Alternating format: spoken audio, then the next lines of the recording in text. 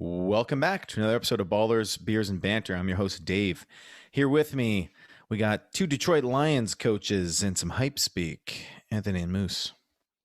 What's Hello! up? Anthony's a real knee biter. He likes to bite those kneecaps. Oh, man. Remember when that was a thing? Man, it feels like a lot's happened since head coach of Detroit Lions, Dan Campbell, had that bizarre opening interview where he was talking about biting people's kneecaps. Yeah. It's been a long time since then. And yet, it wasn't that long ago. No. And it fits. Anthony, you fit as... you could be the offensive coordinator of the Detroit Lions because it's Anthony Lynn who's the offensive coordinator. Anthony, it goes. And Moose, you can be Dan Campbell since Moose sounds like somebody who would be most likely to bite some kneecaps, if we're being honest. Yeah. How you guys doing? Pretty good. Pretty good. Doing well. Doing good is doing charity. Doing well is when you're the correct way to say it. Oh, Batman does good. I'm doing well. Yeah. I cannot open my beer. Okay, I got it. Boom. Moose, I know it's all that water drinking. Yeah, that's what it is. I'm having a beer. I'm having a Thursday beer in celebration of the Montreal Canadiens' epic comeback victory over the Toronto Maple Leafs. Cheers. Oh, yes. Anthony Caulfield. Love it. He has yet to score, but cheers to you guys and the Habs. Just saying, I know you guys are wearing actual Habs equipment, but the three of us are wearing the bleu, blanc, et rouge. Yeah, we are. Red, white, blue. Look at that. Or blue, white, red, actually, is how they do it. But love it. Anyway, it's going to bring us luck. We're already up 1-0 in the new series. Enough hockey talk before Moose gets riled up. Let's dive right into headlines. I'd like to go ahead and open it up with the first headline, which is first two headlines coming out of Green Bay, Wisconsin. And the first one is coming from offensive coordinator Nathaniel Hackett. It's the headline reads, with Aaron Rodgers currently nowhere near the city of Green Bay, praise love season has begun in earnest. One of the bigger things with Jordan right now is just the confidence in the system, Hackett said. I think it's just about being able to make the proper decisions and understand its timing and accuracy, and all those things have definitely been better up to this point. So in short, the offensive coordinator is lavishing praise on Jordan Love. Thoughts on this, gentlemen? I mean, I think everybody expects me to praise Jordan Love or be happy about this news because I have him in my dynasty league. I wasn't expecting that. I was expecting it. But I feel like now I'm on the side that they kind of have to say this to motivate him and boost his confidence. Doing some reading up on his performance so far. They're like, from a serious fundamental issues that he had as a quarterback, he's shown progress. And yeah, that's like progress. How much progress? 2%? A lot? Like, what is it? But it's not looking good right now. But I mean, I'll take the offensive coach's word for it. Hopefully. Yeah, I made a good draft pick. The last bit, which I neglected to read here, and this is from Pro Football Talk on NBC Sports, says, expect the coaching staff's love praise. It's so complicated. I know the way his name is Love. Yeah. His name is Love, and he's getting praise. Expect the coaching staff's love praise to become steadily more over the top the longer Rodgers. Exactly. Essentially, yeah. If it turns out Rodgers doesn't play for them, this guy's their starting quarterback, so they better build his confidence on the one hand, and also sell the team, the fans, everybody that he's capable of being a number one quarterback. Yeah. So. Yep. That's a little bit of coach speak, as we say. Now, also out of Packers camp, this one's very interesting. Report from Matt Schneidman of The Athletic, very reputable organization, says that Packers general manager Brian Gutekunst, is that his name? Gutekunst. Gutekunst. There's no N, so it's just Gutekunst. Packers GM Brian still insists he won't trade Rodgers. A source told Matt Schneidman of The Athletic.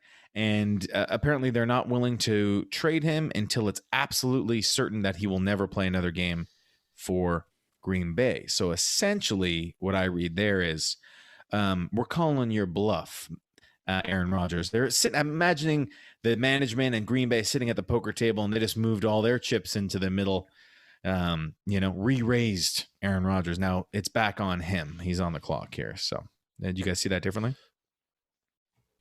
No. Okay. It's just hilarious. Like, I feel that if Rodgers comes back and plays, he just whined for no reason, because he says his issue is with the GM, correct? Like, it's the GM that's his problem. Yes. So totally. the GM's not going anywhere. So if you just all of a sudden start playing, then it's like you're a big baby. Like, at this point, stay true to what you said. Retire if they're not going to trade you. So they put in all their chips. They're like, we're going all in on we're not trading you. Then that's where he throws down his cards and be like, well, here's me retiring. Good luck.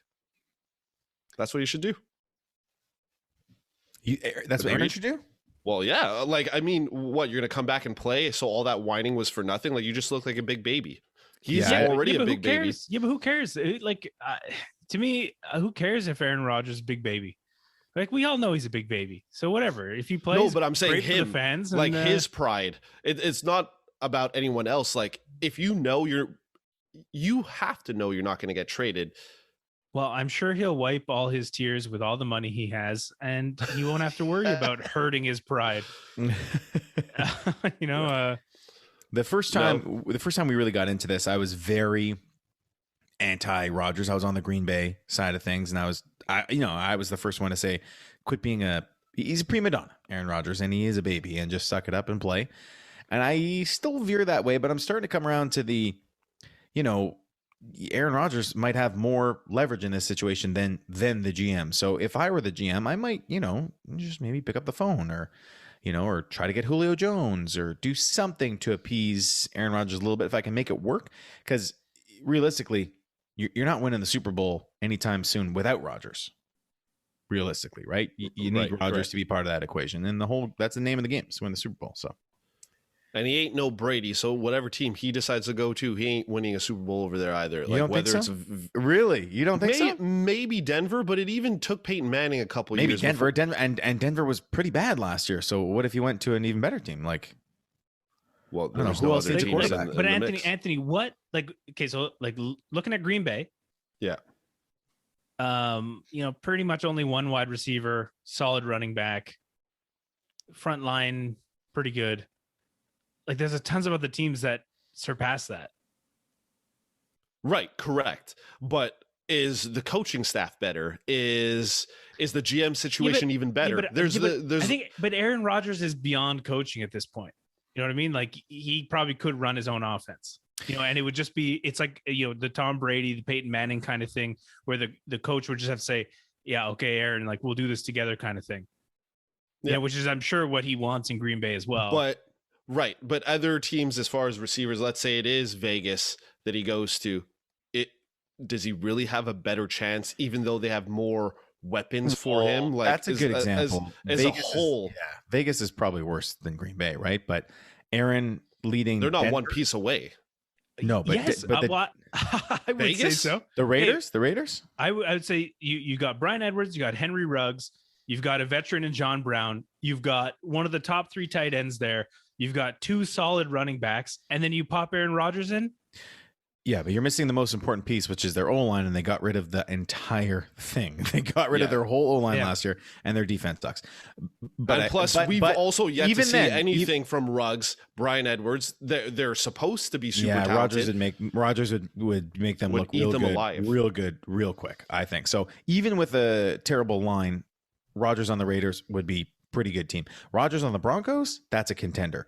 Rodgers on Miami, that's a big time contender for sure. So there's teams he could go to that with really good defenses and good coaching and good pieces that could figure it out. So okay, can we move on from Aaron? Yeah. All Too right, much Aaron talk. Next on my list is Detroit Lions. Some big Detroit Lions headlines, as we alluded to in our intro.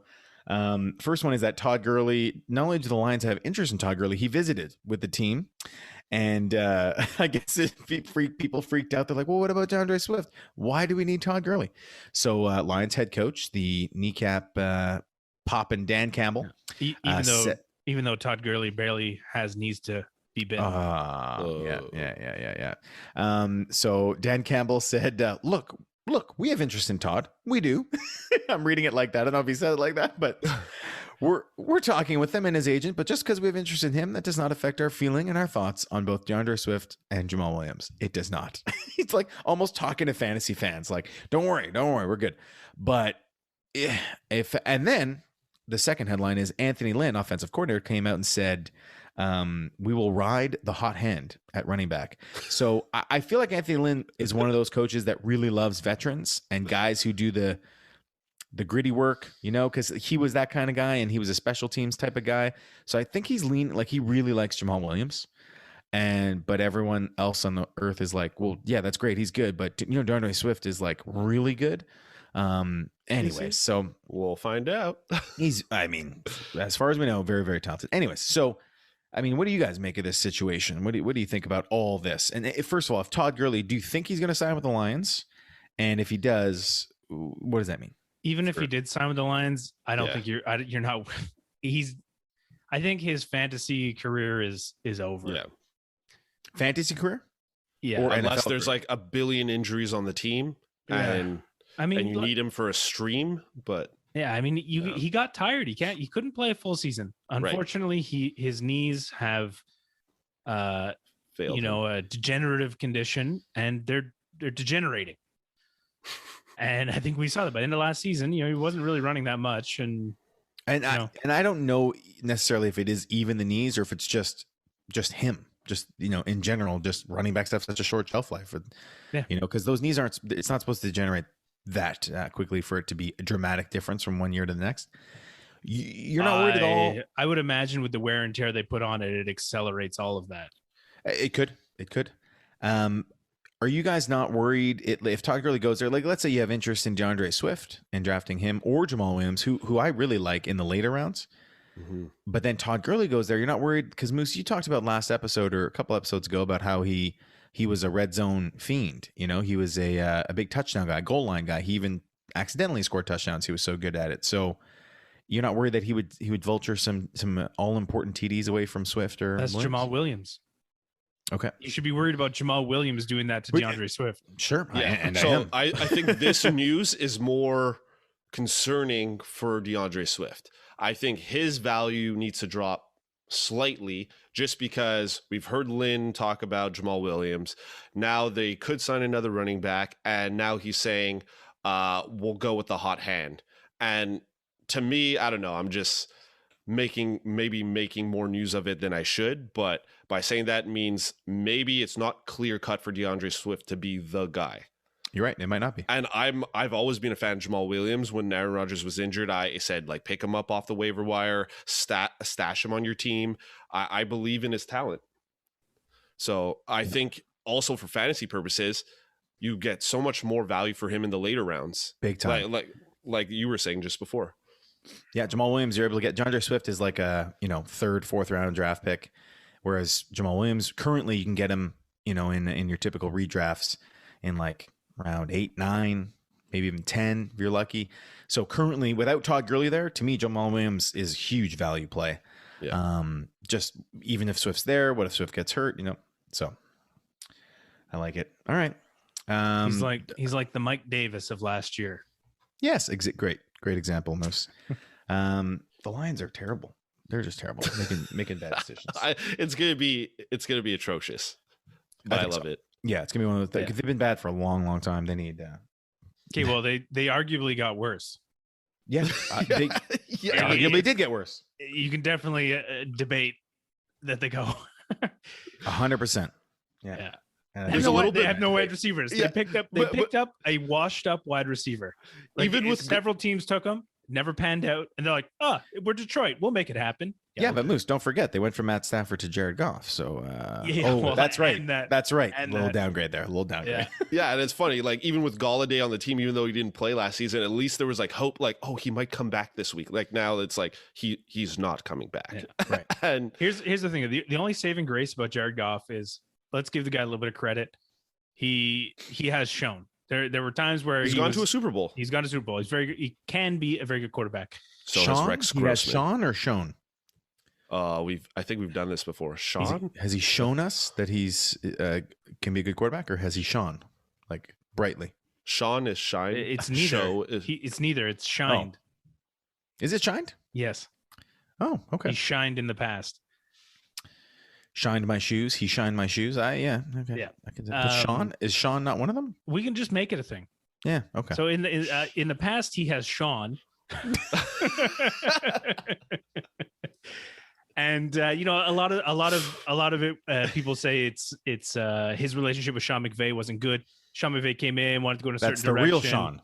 Yeah. It's real Sean. Jared Goff wanted to do other stuff. There's also, apparently Jared Goff has trouble reading the defense, blah, blah, blah, a whole bunch of reasons. But they were saying that Jared Goff is having a much better time in Detroit. But we'll have to wait. Almost spat his beer out. We'll have to. Did you not see his house in Hard Knocks? He's having a better time in Detroit. Like, well, I mean, Hard Knocks has started. Like last year. You mean from last year? Yeah. In terms of football, his fiance apparently went with him. Apparently, he's having a better football relationship with the Lions. So far he has less Sean, pressure. They expect nothing of the team. So far he has Sean without Sean. Yeah, I mean, without wide receivers, he won't have to throw the ball. Can't get an interception if you don't throw the ball. Well, if Anthony Lynn has his way, they'll be handing off to Swift, Williams, Gurley, Marshawn Lynch.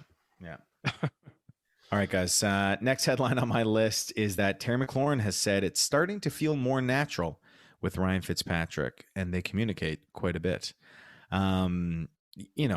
Sure, that's great. I should hope so. I was hoping he would say something like it's beginning to feel like magic between Ryan Fitzpatrick and me. Like, I don't know, but he's saving it. That'll be when they're fully eye to eye. Yeah, I mean that's a good sign. Like Terry McLaurin, what he's done with who he's had throwing the ball and with double coverage is insane. So if he starts to get a feel with a quarterback, I like it.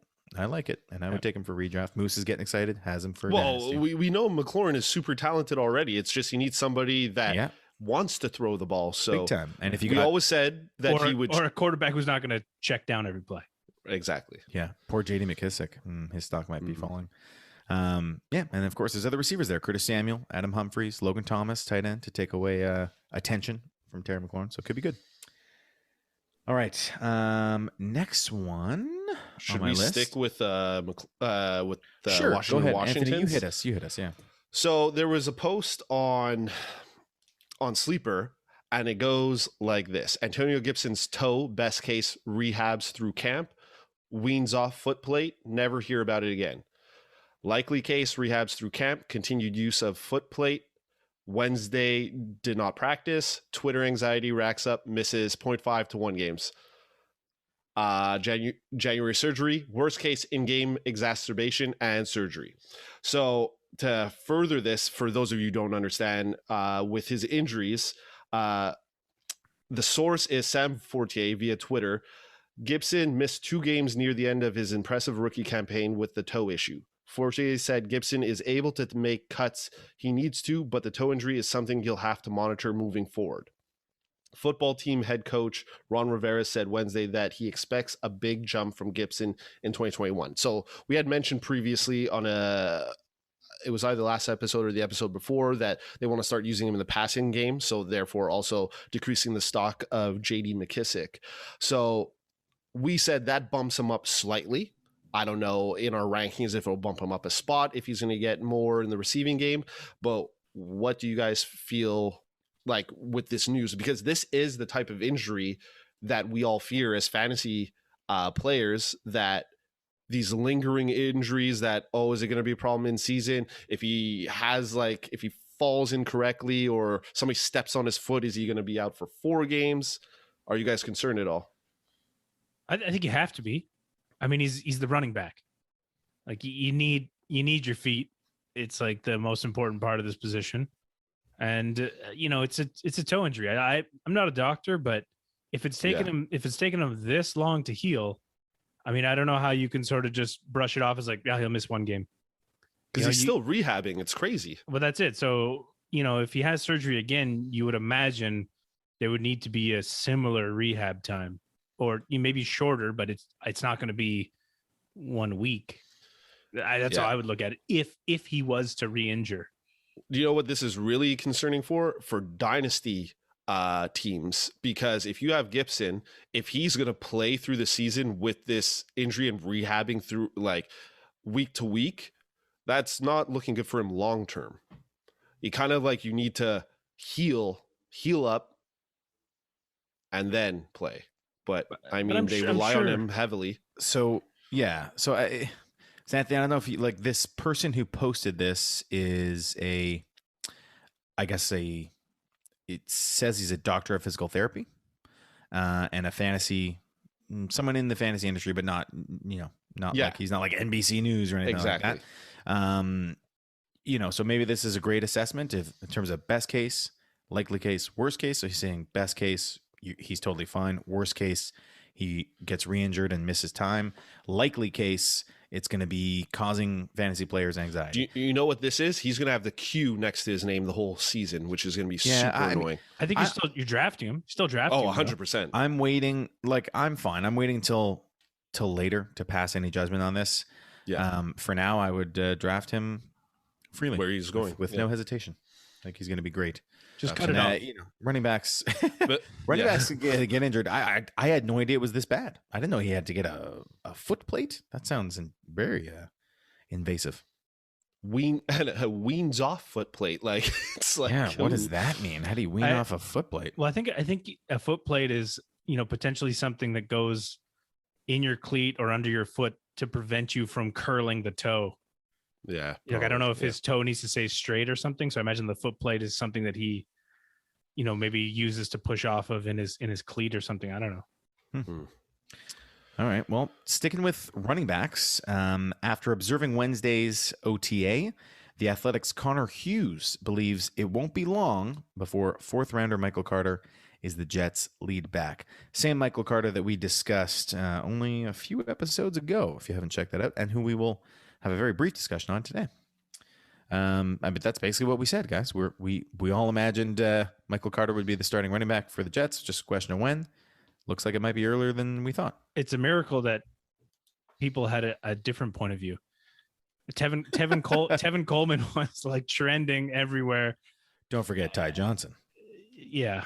I mean, some people listen, we're certainly with running backs, we're pretty big, Moose and I, anyways, and Anthony is coming around on youth. Like, football's aggressive, and the older you get, the more injuries you sustain. It's tough to keep going. So we're big on the youth movement. Generally in this podcast, yeah. Anthony, you're I'm not saying anything bad. I've come around. Anthony likes them old. but some people like trusted names or people they're familiar with on their fantasy teams. So I like sophomores. They like veterans. More. Sophomores are good. Yeah. Okay, a couple more quick headlines. Moose mentioned Pruitt to San Francisco. Michael Pruitt signed San Francisco, primarily a blocking tight end.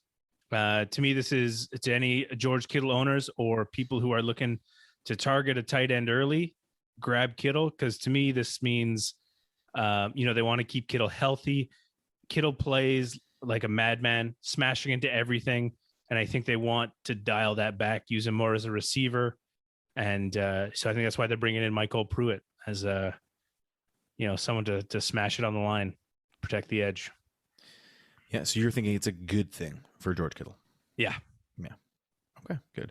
For anyone who might have been concerned, of him being injured again, because it's becoming a trend. Yes, it is becoming a trend. Anthony, you have some Baltimore Ravens headlines for us. Yeah, I don't know how exciting this is compared to the other headlines, but Devin Duvernay continues to look like a candidate to make a significant leap from year one to year two. Duvernay is running crisp routes and catching virtually everything thrown his way. But how big of a leap can he take? If he goes to Marquise Brown territory like last season, that's not very good. It's a big leap for the Baltimore offense. They'll have a second wide receiver. Yeah, hopefully. You need somebody to throw the ball, right? Yeah.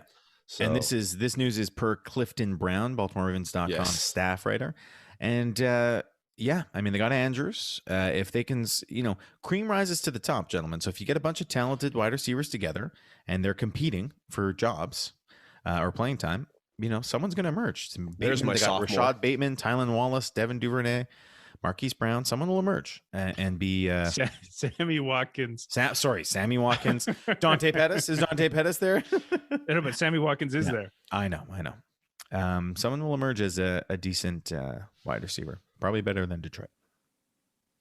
Yeah. And then the other piece of Baltimore news, Anthony, is that they are out on Julio Jones. Yes. Obviously, since they have so believe many wide it's receivers. them and Seattle. And Devin Duvernay. Duvernay is good to go. Yeah. So I think Seattle's out. I believe so. Okay. So we're thinking we did this with J.J. Watt, and then he ended up going to a team that no one had on their list, Arizona. So we'll see. But apparently it's Tennessee Titans, New England Patriots, front runners. Oh, and some other news for San Francisco. They were also working out Delaney Walker. This guy is still playing. I cannot believe it. Everybody's coming out of the woodworks now. Yeah. They're really trying to... Tim Tebow started a trend. Tim Tebow can do it, I can do it. Brandon Jacobs, former running back for the New York Giants. Big bruising back. Remember Brandon Jacobs? He was very good for quite a few seasons. Oh, yes. He tweeted, seriously, he's like, sign me. I can play defensive end. He's like, I'm serious. I'm still fast. I'm big. He's like, if Tim Tebow can do it, got to give me a shot. Cool. That's it. All right. That's it for headlines. We're wrapping it up. We're moving on to our, what we should call our rookie reviews review. And that is, we spent the past several episodes discussing our fantasy relevant rookies in depth. If you haven't already listened to those episodes and you want more detail, please go back and have a listen. They're also very entertaining.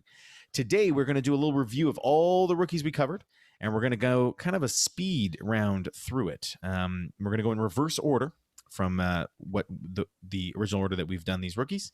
And we're going to give, I should say, either a thumbs up or a thumbs down for each of the following categories. The three of us will be saying thumbs up, saying we like it or we don't like it for the team the rookie's on, the opportunity they will have on this team, our gut instinct on the player, and then whether or not we would draft them at their current ADP.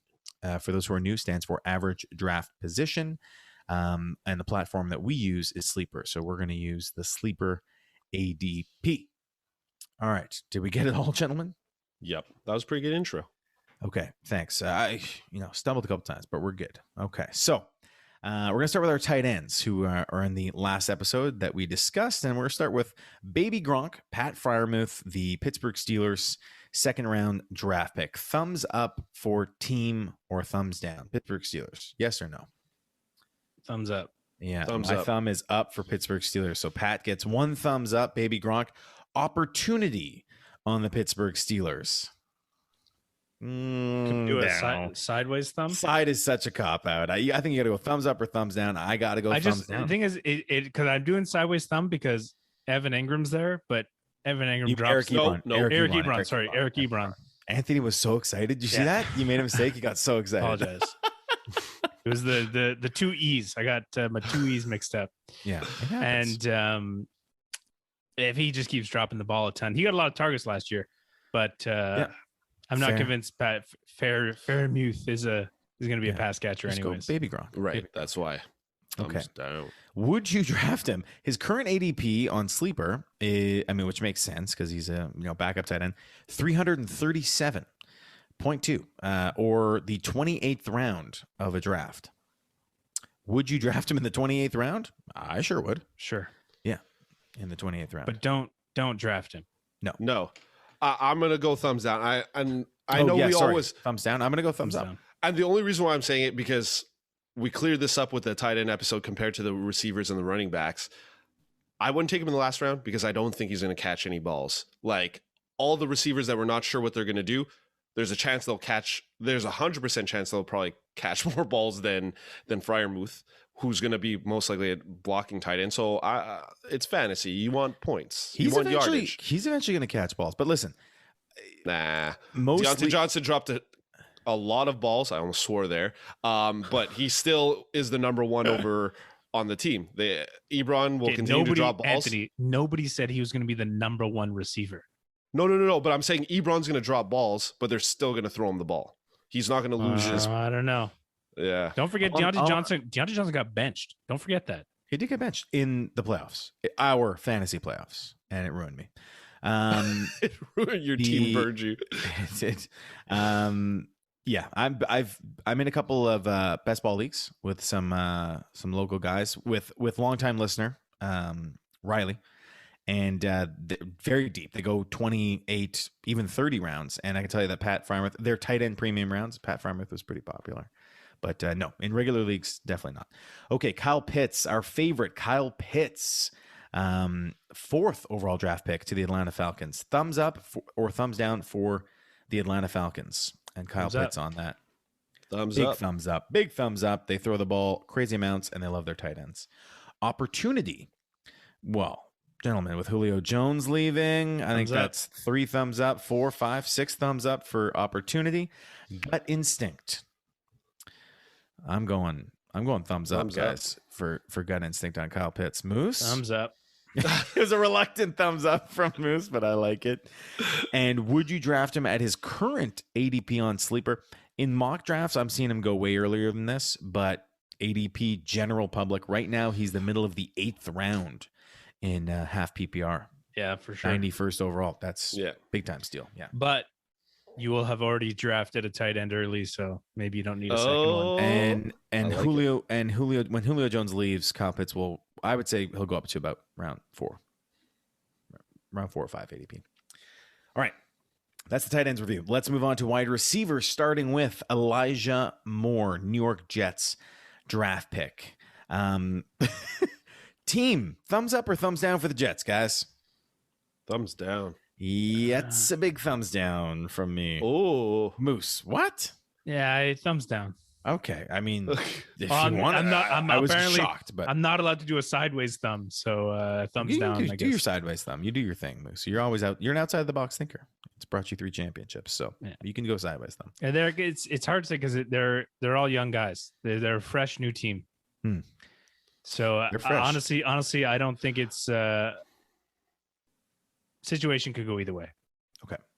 So sideways thumb from Moose for the Jets. How about opportunity for Elijah Moore? To me, that's a big thumbs up in terms of opportunity because he'll probably be the first. We saw Michael Carter. He's taking over, and Elijah Moore won't be long before him. Gut instinct on Elijah Moore. Of course, when we talk about gut instinct, we're talking redraft, not dynasty. So redraft, half PPR leagues, your traditional fantasy leagues. Gut instinct on Elijah Moore. Thumbs down for me. Thumbs down. Oh, really? I'm gonna go thumbs up. I got good instincts about Elijah Moore. Yeah, good gut instinct. Okay, so when we say gut instinct, is that to encourage people to draft him? Well, I think the answer of whether we would draft him or not is going to encourage people to draft our draft, so people can take what they want. Like if they like listening to your methods of drafting, mine or Dave's. Like, I mean, because my gut instinct is he'll probably be a good player, but you're not taking him on draft day. Okay. Speaking of draft day, his current ADP on Sleeper is 179.5, which is late 15th round of your draft. Yeah. Our traditional drafts are 15 rounds for us. So last pick in the draft. Last pick in the draft. That's a thumbs up for me. Yeah. Yep. Okay, moving on. Next wide receiver is Rashad Bateman. One of the many new receiving options on the Baltimore Ravens that we spoke about earlier. Looks like Devin Duvernay is taken off there. But what about Rashad Bateman? So do we like the Ravens in terms of team? No, me neither. I'm going to go thumbs down because they don't pass. What about opportunity? I'm going to go thumbs up. The team is a bad situation. Thumbs down. But I mean, who's the number 1 receiver in Baltimore, Moose? Probably Sammy Watkins now.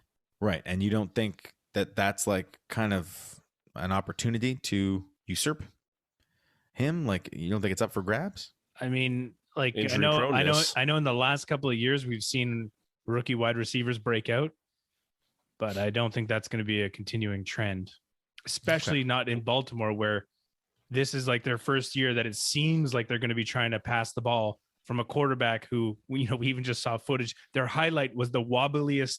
They couldn't have like taken all right, let's do one more take. Let's make sure that spiral's real tight. No, it was a football that was wobbling all over the place. They're like, that's our highlight. That was his best throw. So, I I don't think so. Okay, so to me, but that comes with the thumbs down of the team. But opportunity, anyways. But I get what you're saying. Okay, sleeper ADP is 163, currently putting him about in half PPR leagues, about a mid 14th round, 12 team leagues. We're doing 12 team leagues. Did we skip Mid Gut Instinct? Oh, sorry, Gut Instinct on Rashad Bateman. Thank you, Anthony. Gut Instinct on Rashad Bateman. I gave my gut instinct. Yeah, I think I'm gonna go thumbs down. I'm gonna go thumbs down. My gut instinct is Lamar Jackson passes the ball for 3 weeks and then they abandon it and just go back to the run completely. Yeah, J.K. Dobbins. So mid 14th round, would you draft him? No.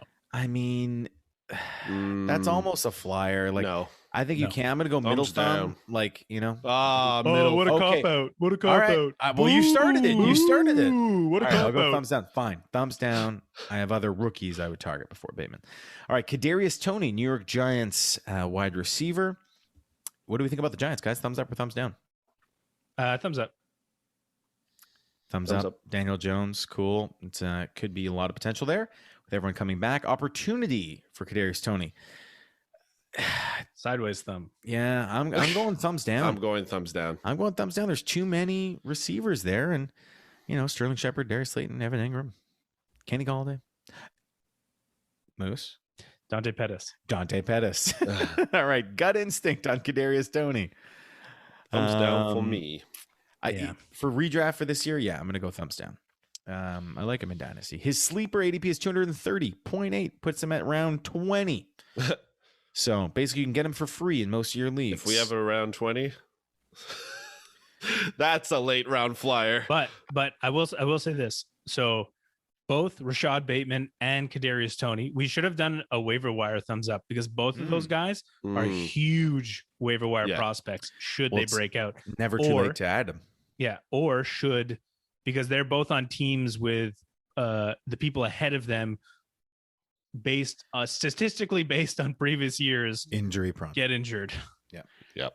So those players being Sammy Watkins and Kenny Galladay and Hollywood Brown, and I mean, I guess who knows what the Giants is going to be, but John Ross about Hollywood Brown. It might seem like he was injured for a lot of games because he didn't get any fantasy points, but he played in those games. No, he did. He had a busted up foot. He had a busted up foot or something. Another Julio situation. You're right. He came into his rookie year, busted up. Okay. And Moose, if we want to add a waiver, anytime you want to do a waiver thumbs up, you let us know. We should do one going forward now. Yeah. Okay. Jalen Waddle, nope, you skipped one. Oh, sorry, skipped right over. Come on.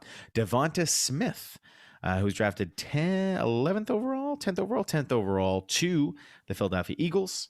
What do we think about the Eagles? Thumbs down. I'm gonna go thumbs up.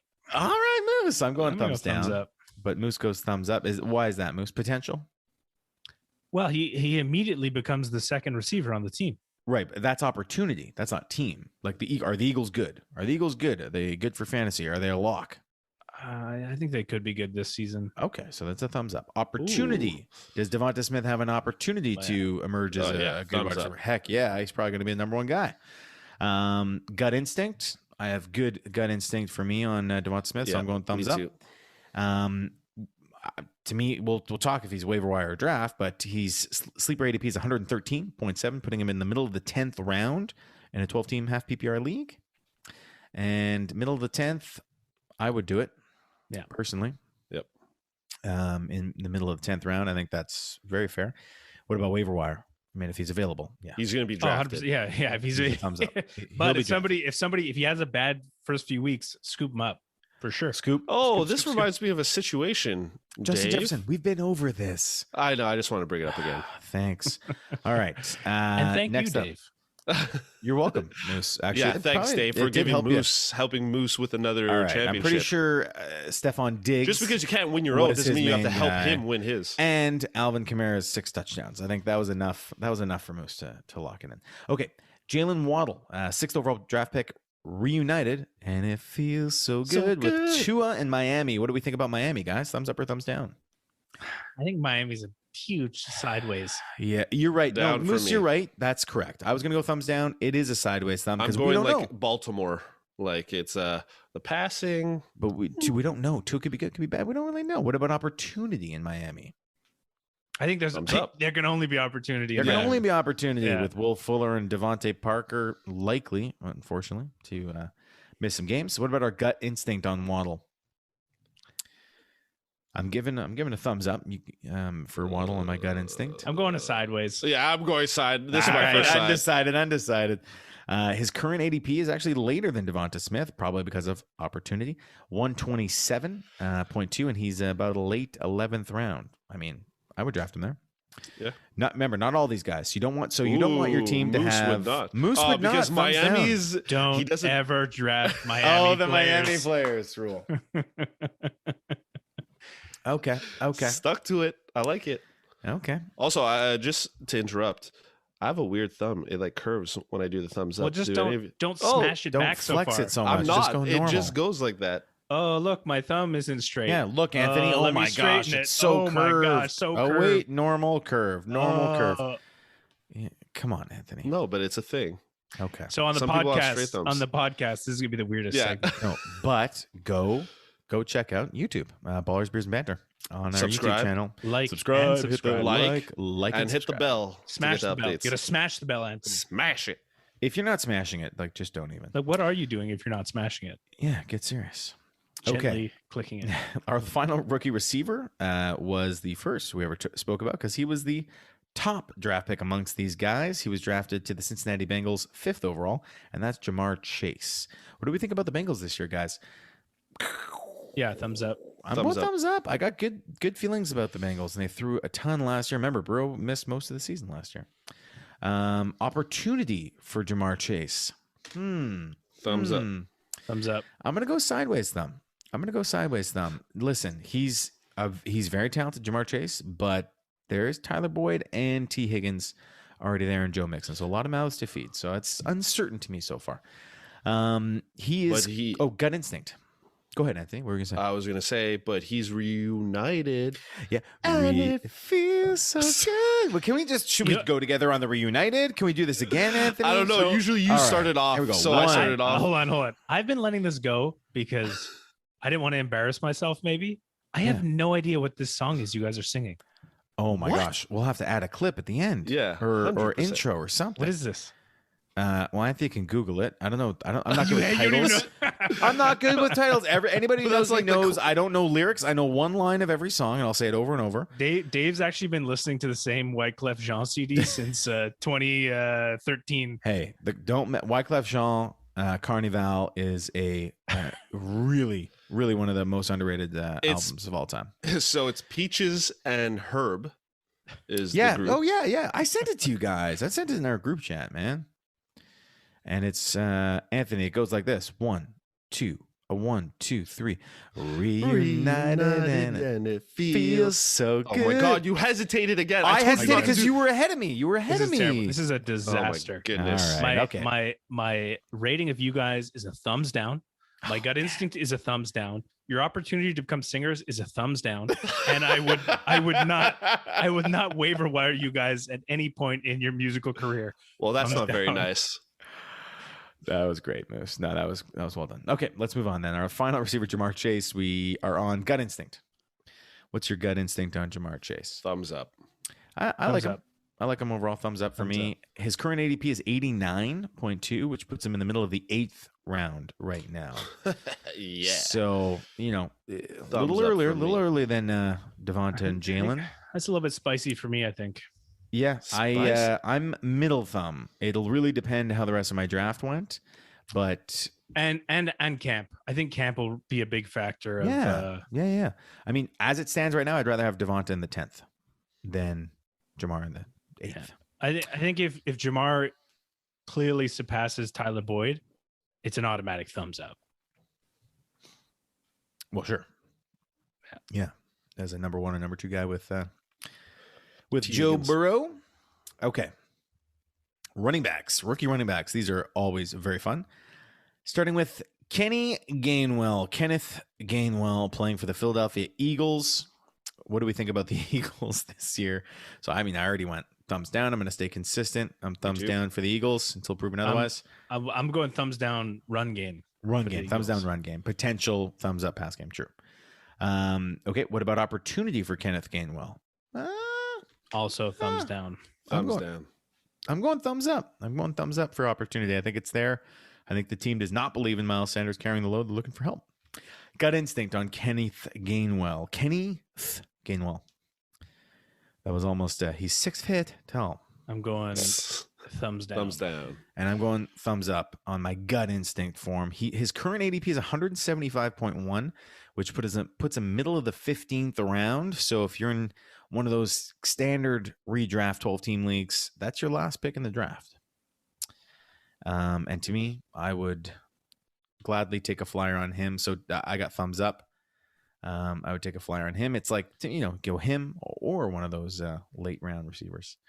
Okay. And waiver wire? What about waiver wire, Moose? I mean, he's a running back. I think all running backs are thumbs up on the waiver wire because few and far apart. But I don't know. I don't see him passing because they also have, was it Boston Scott who's still floating around there? They do have Boston Scott and Jordan. Oh, yeah. Howard. Yeah. So big thumbs down all around for me. Okay. I feel like Miles Sanders. Talk about injury prone. Miles Sanders. Okay. Next on the list, Trey Sermon, who's No, Carter. Oh, sorry. You know what I keep doing? I move the cursor down one in anticipation of the next person. But then as soon as we move to the next person, I also press it down again. So I skipped over Michael Carter, running back who we mentioned in the headlines. Looks like he's going to be the lead guy for the New York Jets. So team, how do we feel about the Jets? Run game, thumbs up. Moose is going run game, thumbs up. And actually, their run game was pretty good. I'm gonna go sideways. Yeah, I'll go sideways. Yeah. And they got some more O-lines. They got Vera Tucker on O-line, so it could be good. Opportunity. Thumbs up. Thumbs up. I have two thumbs up. We've already seen him claim this opportunity. And gut instinct, I'm going double whammy. Up. 2 thumbs up for me. Up. His current ADP is 128.3, so people are getting wise to the Michael Carter trend. He's going late 11th round based on 12-team leagues. Yeah. So I might even take him earlier than that, to be honest. I would, for sure. Yeah. Knowing what we anticipate, and I bet you he will have to be taken earlier because once people get wind that he is the number one guy, it'll cost more. So waiver wire, obviously thumbs up because we think you should be drafting him. Next running back is Trey Sermon, one of 362 running backs on the San Francisco 49ers this year, but rookie phenom, Trey Sermon. So what do we think about the 49ers, guys? So, I mean, I'm giving 2 thumbs up. I don't like thumbs up the running back by committee thing, but they're great. Opportunity for Trey Sermon. I gotta go thumbs up, right? With Jeff Wilson already injured, Raheem Mostert gets injured all the time. Who else we got? Wayne Gallman. He'll see time. And having Michael Pruitt on the edge. Bonus. Yes. Michael Pruitt bonus on the edge. Okay. Got instinct on Trey Sermon. I think he's going to be. What's the fullback that's over there? Kyle Juszczyk. Kyle Juszczyk. One of the best fullbacks in the league. Gut instinct. I'm giving a thumbs up for Trey Sermon. I think he's going to be a stud. Thumbs up this year, or if not this year, very soon. I'm going to go sideways. Just sideways. Oh, yeah, because Anthony and you had the whole thing. Okay, he's currently going 118.7 overall, which would be late 10th round, or similar to Devonta Smith or Michael Carter. For Trey thumbs down, thumbs up. I'd take him later. I might even take him earlier. Ooh, I go thumbs up there. To me, Michael Carter has better opportunity. Trey Sermon's better with a better team. So it's, one of those guys for different reasons could be good. Next up is Javonte Williams, Denver Broncos' new starting running back who's sure to usurp Melvin Gordon, Roman numeral 2 or 3. Never remember. I'll be honest. Sorry, go ahead. I was going to say it'll be Melvin Gordon, Roman numeral. No one cares because he won't be the starting running back anymore. I was just going to say, I don't even think we need to go through this whole thing. I think we just say thumbs up across the board for these 3 guys. Okay, so the next 3 being Javonte Williams, Travis Etienne, Najee Harris. Travis Etienne of the Jaguars, Najee Harris of Pittsburgh. Certainly, for me, it's thumbs up across the board for all 3. Me too. All the categories. Now, let's just inform our listeners of where they're currently being drafted. Average draft position. Javonte Williams is 87th, which is early 8th round in typical leagues. Travis Etienne is 61, which is the early 6th round. And Najee Harris is 33 right now, which is the late 3rd. So Javonte Williams in the 8th. Thumbs up for me. up. Yep. Travis Etienne in the 6th round. Yeah. Way thumbs up. I would take Travis big time. Etienne much earlier than that. And in season leagues, they are going earlier. Like you can go a round or 2 earlier for each of these guys. And then Najee Harris in the late 3rd is a super smash. Thumbs up. Thumbs up. He'll be a 2nd round pick in your home leagues. I can almost guarantee, if not earlier, depending on the format of the league. Okay, well that's easy. Does it for the running backs? That was fun. Quarterbacks last on our list, saving the best for last. Mac Jones, New England's potential starting quarterback. What do we think about the Patriots, guys, for fantasy QBs?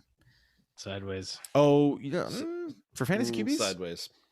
I mean, he made Cam Newton relevant without throwing the ball last year. So with someone who could throw, I go thumbs up. Relevant? He was Cam relevant Newton for relevant? 3 games, and He then was not. relevant because we were making fun of him, but No, but he had plenty of 2 rushing touchdown, 2 passing touchdown kind of games, and Yeah, but he had a few other games. statistical yeah. line. So if you're streaming him, that's what I'm saying. So if they can make Cam Newton have some useful games, then what about someone who can throw? Anyways, so I go thumbs up for team opportunity. I don't know. I would say wait. He has all the opportunity. I mean, it Right, won't but be this as season, I I'm think gonna they go, might thumbs save him. down. I'm gonna go thumbs down because Yeah, I'm gonna go he's not thumbs down. currently the starter. You're You know? right. But in terms of opportunity, he has all the opportunity to outplay Cam Newton. I don't know about that. I mean, he could look better than them, and they still might go with Cam Newton just because they have a plan and they know what they're getting. Yeah. But anyways, gut instinct on Mac Jones, big thumbs down for me. I don't even think he's going to be a good fantasy quarterback. Moose, thumbs up or down? Well, yeah, I'm going thumbs down because you're not drafting him. Okay. And he's currently being drafted ADP 321, 27th round. So, only in crazy deep best ball super flex leagues, which I'm in now. And he did get drafted.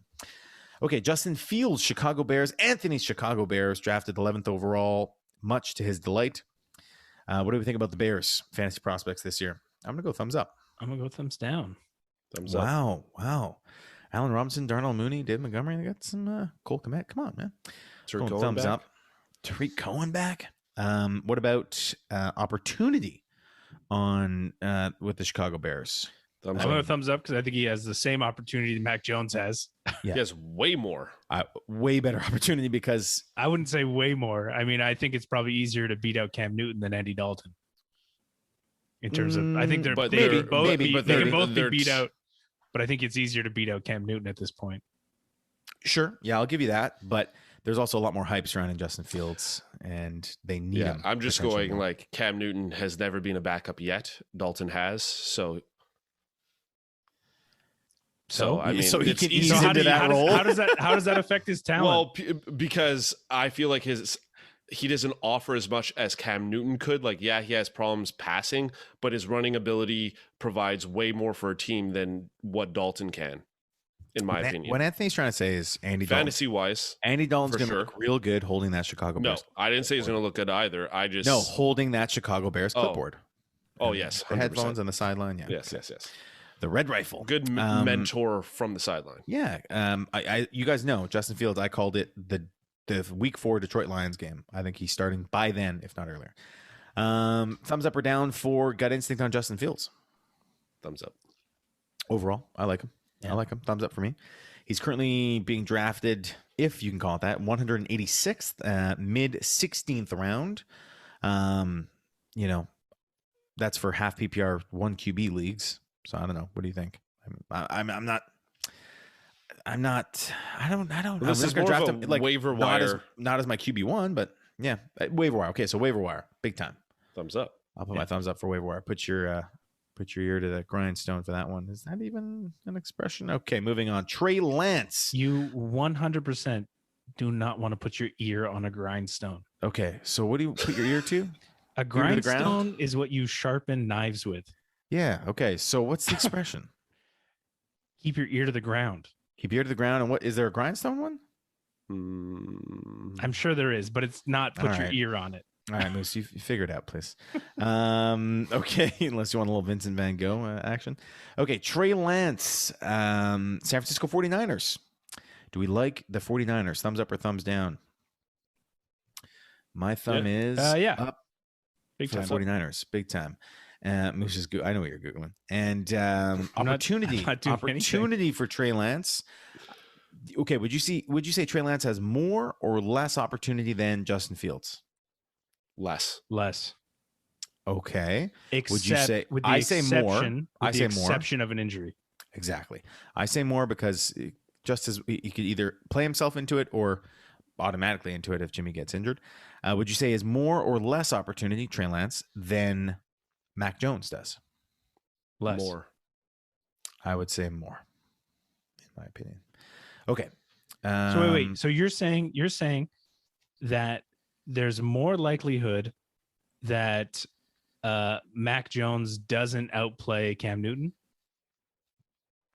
I don't think he's ready. No, because I don't think it's going to come down to outplaying Cam Newton. And what are we really talking about when we say outplaying Cam Newton? Because he could be throwing the ball better than him at camp, but he also has to know the playbook better than him, which is a really complicated New England Patriots playbook. Read defenses, handle himself as a professional athlete, all these things. So I would say Trey Lance has more. So you think Trey Lance is going to have that on top of Jimmy Garoppolo? All of that is going to be better. No, I would say Garoppolo. Trey Lance is going to be better than Mac Jones at that, 100%. He's known for he can memorize a playbook, like he already knows the playbook. And they're already designing stuff for him. Yeah, but I think Mac Jones has more opportunity because I think it's more likely that he surpasses Cam Newton. But you're saying that you don't think Trey Lance will surpass. And Jimmy I think it's more likely because of Jimmy's, if you factor in Jimmy's injury. Well, and the whole point of trading up was, I mean, they're ready to put him. They were ready to trade up to get a guy that can play this year. I think the Patriots drafted Mac Jones to be ready a year, maybe 2 from now. So I think Trey Lance is ready to go in now. So that is more of a threat to Garoppolo because he is also hampered by injury. But I think Mac Jones, yeah, and that's how we feel about Mac Jones. I have the same feeling as Dave. Listen, Mac Jones could prove me wrong and end up, impressing at camp and being a stud, right? I just don't think, like we always talked about, Anthony always mentions, out of these 5 guys, probably 2 of them will be busts, like complete busts. And then, 1 will be really good, 2 will be okay. Like that's usually how these things go. Yeah. So if I had to pick one of them to bust, it would be Mac Jones. But okay, that wasn't the initial question, but sure, we'll let it go. For opportunity, I'm still sticking to Trey Lance. But anyways, gut instinct on Trey Lance. As a person, as him, I like him. I go thumbs up. I think he's solid. Thumbs up for him. Yep. Current ADP is 224, so like a 19th round. So you could take a flyer on him in most of your leagues, get him for free. In most leagues, to me, I wouldn't. Waiver wire. Yeah, waiver wire guy. Waiver wire. Or wait and see. If it's a Jimmy Garoppolo injury, then smash it up. All right, 2 more here. We got Zach Wilson, a new rookie quarterback for the New York Jets. The Jets. So Moose, it's passing game. I'm going thumbs down for the Jets. As a team for fantasy, you guys. I'm going sideways again because young team. Who knows? Sideways. Okay. And wow. Okay. Bolt. Opportunity for Zach Wilson. I mean, he's a starting quarterback, so he's got plenty of opportunity. Only has opportunity. Gut instinct on Zach Wilson. Thumbs down. I'm going a big thumbs down this year. I worry about his situation as well. He's one of the other ones I think could be a bust.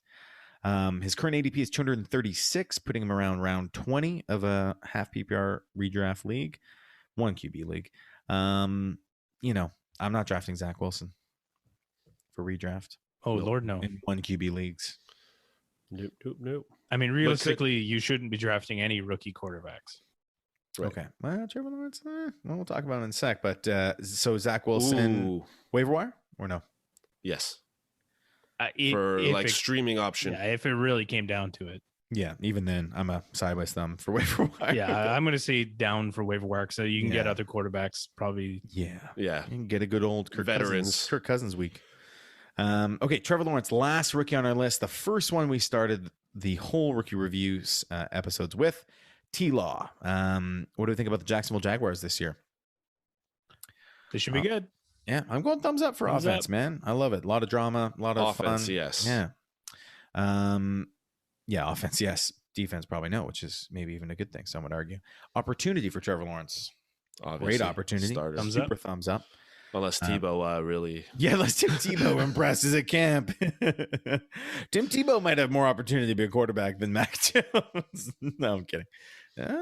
And gut instinct on Trevor Lawrence. I think he's a Thumbs stud through and through.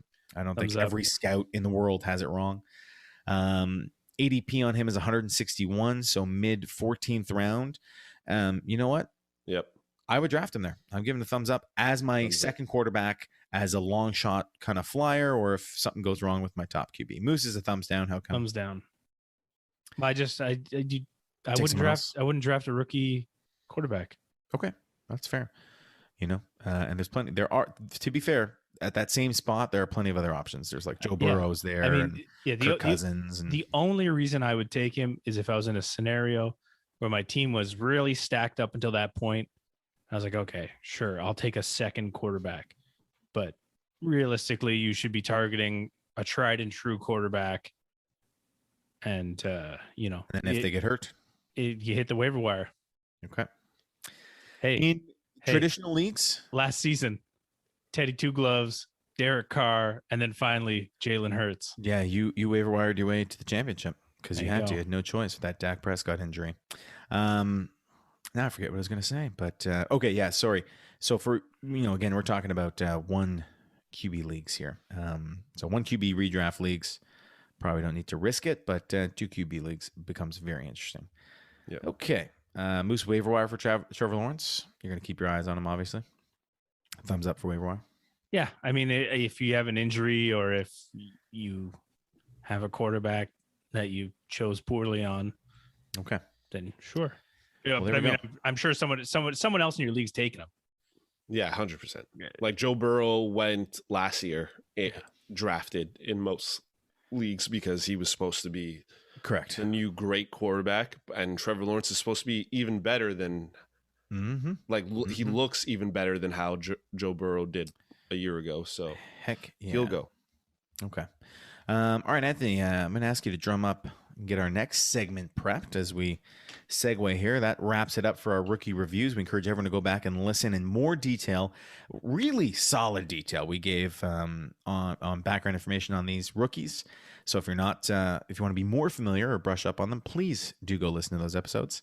And while you're at it, send us your feedback at 3B Fantasy Pod on Instagram, Twitter, Facebook, Gmail, 3B Fantasy Pod. All right, Anthony. Or tweet us questions. Tweet us, whatever you want to do. The next segment is called "They Said It Already." Woo! That was a That long was a little time pitchy since today. I said that. Some of It's your, always pitchy, some guys. of your finest work. It's not even a note, Anthony. It's like in between notes. So, you know, I think it's supposed to be pitchy. It's is the Dave thing. note. Yeah. It's the Dave note. I like it. All right. So this one's coming from user Toasty0024. Kicker idea that I love. Am I the only one? All right. So this idea might have been floated here before, but here I am anyway. I want to see what people think. No one likes kickers in fantasy football. You may think you do, but you most definitely don't. But here's my idea. He's wrong. No kickers. We use punters. And then he broke down how the point system would work for punters. Sliding scale for scoring for kicks inside the 20. 0.25 points between the 16 and 20 yard line. 0.5 for 11 to 15 yard line. 0.75 for 6 to 10 yard line. 1.25 for inside the 5. -1 for a touchback. All other scoring applies to them. So if there is a fake and they run at /pass, they get extra points. How sick would this be? Or am I the only one that thinks that? Okay. Moose, you want to take this one off the bat? Yeah, well, I happen to like the kicker position. It's part of the game.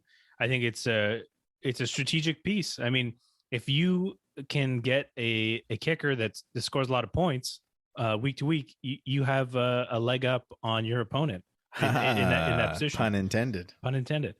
So, I mean, I think the kicker position is very valuable, and I think people are just lazy and they don't want to do the same amount of research on other positions for the kicker position. But you can definitely sway a lot of wins in your favor by having a good kicker. So that's my point of view on it.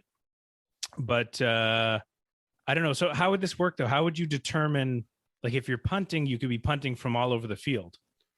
So yeah. So but I think if you the same thing applies. So that would be one of the things that they'd have to factor in, which teams, will drive the field well, but get stuck, or who knows. Anyways, Because regardless from where you're punting for, you always want to try and get it as close to the end zone as possible without kicking into the end zone. So it's just more points for. okay, so it would be like we're playing bocce.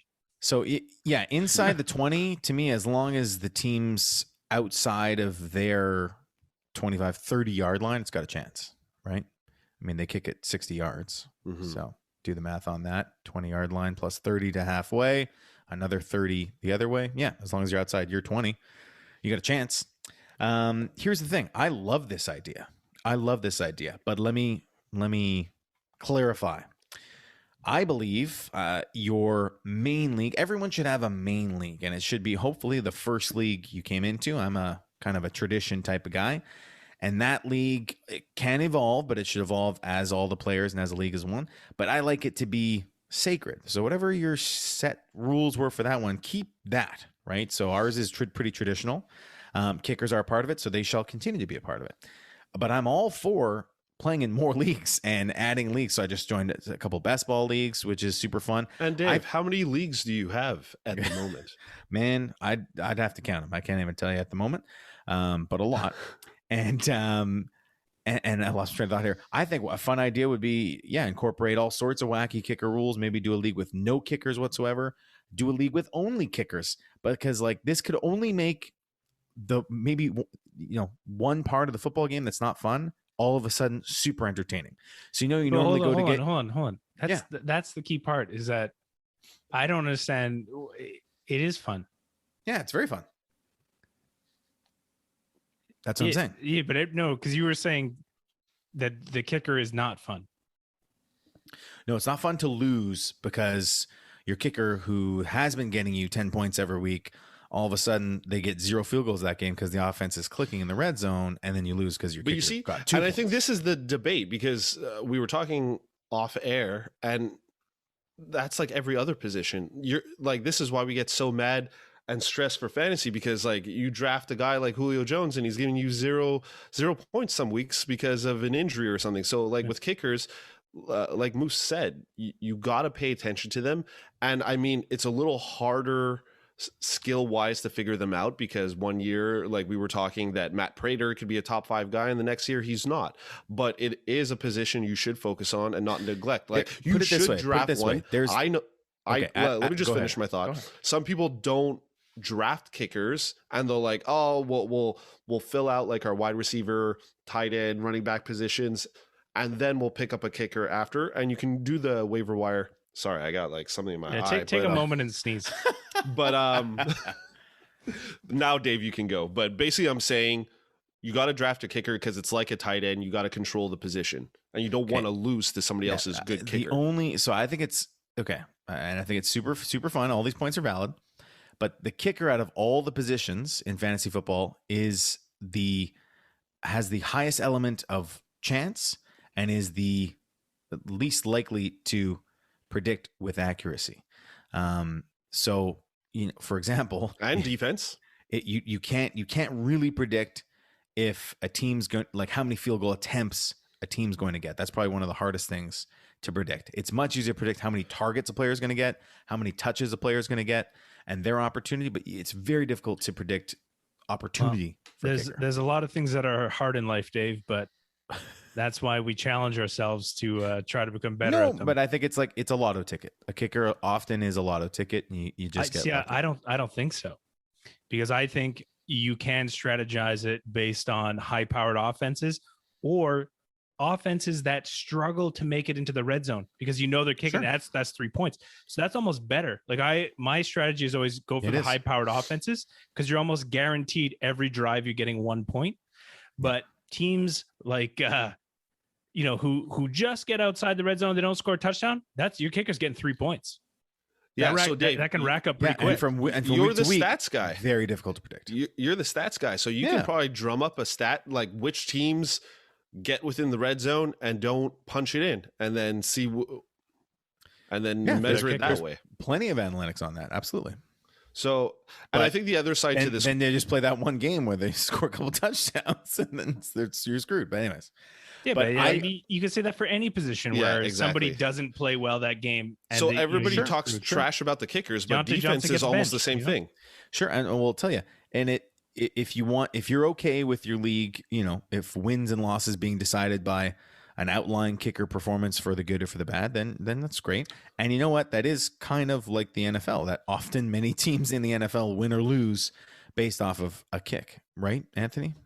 I don't want to double doink you there, but Chicago Bears, it's part of the game. But then it is. So all that to say, make your league. You want to make fun leagues. So now all of a sudden you make points for punts. You're not going to get your beer from the fridge until the punt's done. Normally you go like they're punting and you go to the no. I'm going to sit. Is he getting inside the 20s and it bounces and it keeps rolling, makes it more fun. Yeah, and I mean, like, that's the whole point of fantasy too. We play, for those of you who don't know, we play on Sleeper, and that platform, you can pretty much customize it any way you want. I'm sure there will be some things that people will be like, oh, but what can I do that? People are going to complain. But Sleeper, we've played on Yahoo, we've played on NFL, I've played ESPN. I don't know if these guys have, but to me, Sleeper is the best. And this, like, fantasy, like Dave said, you have your core league, but get cute with these leagues. Like, do something different. Like, have bonus points for your quarterback or bonus points for your kicker. Like, for us, I think it's the norm now, but back in the day, you would have had to change the rules to get more points, like 4 points for a 40-yard field goal. Everything was 3 points pretty much. So, so now it's like 5 points for a 50-yarder, 6 points for a 60-yarder. Make it interesting. I'm all about adding, not subtracting. There you go. More points, the better. All right, guys. I've been drinking this whole time one of the beers from the Pod Pack, the Vancouver Island Brewing sponsored partnership with all the island breweries. And this one is from Main Island Brewing Company. I don't even know how to pronounce this name. Apparently, I mispronounced something last episode too, so I'm not even going to try. But it is a Pacific Ghost beer, 4.8%. That same packaging. Can you spell it out?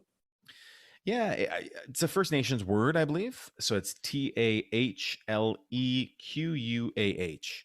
And I don't want to butcher it, so I'll leave it for next time maybe. But delicious beer, though. Main Island Brewing Company. Pod Pack. Get out there. Victorians, go get your Pod Packs. All right. I've just got a Heineken. Just a Heineken from my newly... Shout out to... new one. What? Excuse me? A new pack, or is let him finish. Okay. Nope, still from the same pack. And now go ahead, Anthony. You made me stumble. I'll come back to it. From your new beer fridge, Moose. What you're gonna say? Yeah, no. Anthony, go first. I'll come back. Okay. I'm drinking a Lancaster Bomber. It's a Amber Ale, 4.4%. It's pretty good. Pretty good. So awesome. what I want to say is, I'm having a Heineken from my beer fridge, and shout out to Col Bleu Electric. Eric and the boys came by and hooked me up downstairs in my basement, so the fridge is running and the beers are cold. Awesome. Is your refrigerator ready? Then you better go check it out. What is that from? I think it's You Better Go After It. Oh, you better go after it. So I think it's from The Simpsons. Well, it is from The Simpsons, but it's also like a classic prank call. Like, is your refrigerator running? Well, you better go chase after it. Yeah, that's what it is. Moose, were you able to successfully discover the grindstone reference? No. for expression? I thought you were looking that up. I don't know. I'm Oh, not gonna, that's why you was thinking you were on the internet. You thought you were looking. I'm not going to chase up all your inconsistencies here. Okay. You gotta look it up yourself. All right. Fair enough. Anything, words of wisdom or anything to watch there on the tube, guys? Yeah, I've been grinding on the X-Files. Okay. X-Files it is fun. I did watch the movie that's popping up on Netflix a while ago, Nightcrawler, with Jake Gyllenhaal. I had never seen it. Yeah. And it's actually I would say it's very close to being awesome. It's just missing a few elements. For me, there's a few plot points where I was like, well, that doesn't make sense. And I'm usually, pretty easy to slide that by. So, but it's close. It's entertaining enough. I'd give it like a, 7 on 10 or something like that. So yeah, give it a watch. And Dave, I know I kind of cut you hard there, telling you got to do your own hard work, but I really just want you to keep your nose to the grindstone. That's what it is. I just wrong body part, nose to the grindstone. Maybe even worse. I think I'd prefer my ear on the grindstone than my nose. Okay. So I wonder where that expression came from. Do you have those facts in front of you? Where it emerged? Nose to the grindstone? No. Or that must be like how you safely do it, right? You got to have your nose to the grindstone, not on the grindstone, just to it, like angled to it so you can sharpen things properly. All right. Hard work. References hard work. Nose to the grindstone, ear to the ground. Whichever it is, as always, thanks for listening. We'll see you next time. Ciao.